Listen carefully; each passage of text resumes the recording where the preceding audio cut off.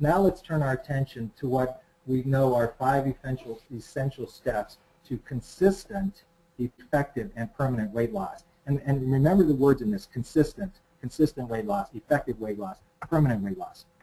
First of all, we want to go through some do's and don'ts. And I'm sure that you've heard many of these, but it's always good to reiterate this information and to see this information. You know, do eat more complex carbohydrates. Simple carbohydrates break down quickly, and you either use them or store them as fat. Do increase the amount of fiber. It adds complex carbs and fills you up quicker.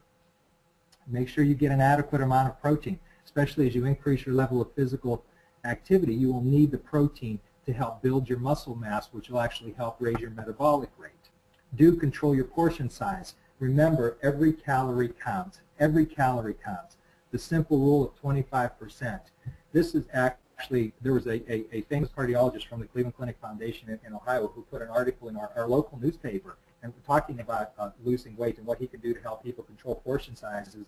And he says he has one simple rule. He tells people that when they make their plates and they fill their plate up at night, he says, after you fill your plate up, he says, remove 25% of the food from your plate.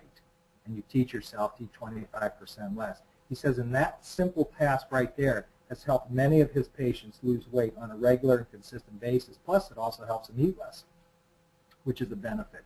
You know, do eat more fruits and vegetables. Again, this increases your complex carbohydrates and decreases your overall calories. Now a couple don'ts.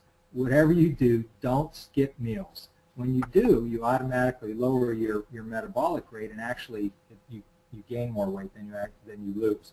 Don't try and do it all in one day. This is not going to happen overnight. New eating habits take time. It takes time to learn this, and it takes time to get through it. But the beauty of this, and as Dr. Lynn and I have seen over the years, is that when people finally develop these habits, that it no longer is hard for them. And as a matter of fact, they don't ever look at it as now I'm trying to lose weight. They look at it as a lifestyle. Don't say, I'll never eat this again. Don't do that. I don't promote giving up foods forever. I don't promote saying you'll never eat something forever. What we have to do is teach you and help you learn how to do that in the context of what you're trying to do. And don't worry about what others think. This is not about other people.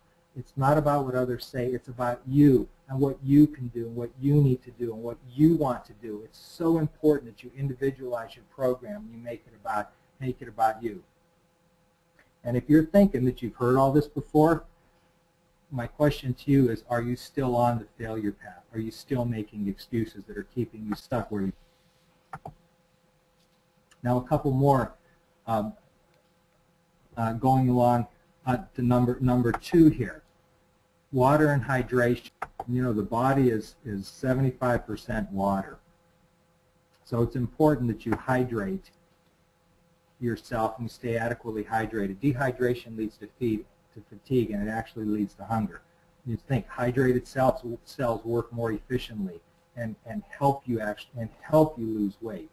Next time you're hungry, try drinking some water first. You may be surprised at the difference it makes. You know, be aware of confusing thirst with hunger. I think of the next time if you try drinking something rather than reaching something to eat for something to eat, you may be surprised at how much better you feel.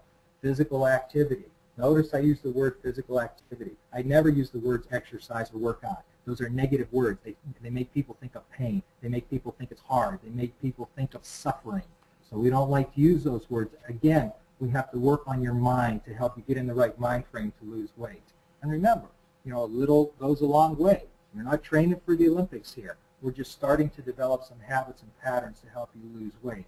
You know, ask yourself, what can you do today to increase your level of physical activity? Can you take the stairs? Can you park further away? Can you walk for 5 or 10 minutes? Can you walk at lunchtime rather than sitting down and just chit-chatting with your colleagues?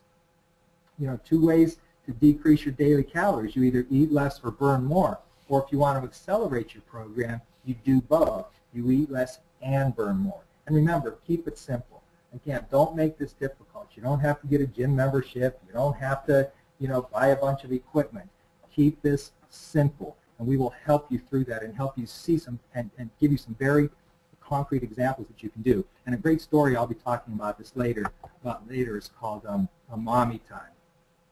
And the one thing, and you know, and about physical activity, I know Dr. Lynn knows anyone is capable of doing this. Even if you've never worked out a day in your life, anyone can do this. It becomes easy to build upon. It's amazing how it's easy to build upon physical activity once you get started. And the bottom line is that we need to make it a habit.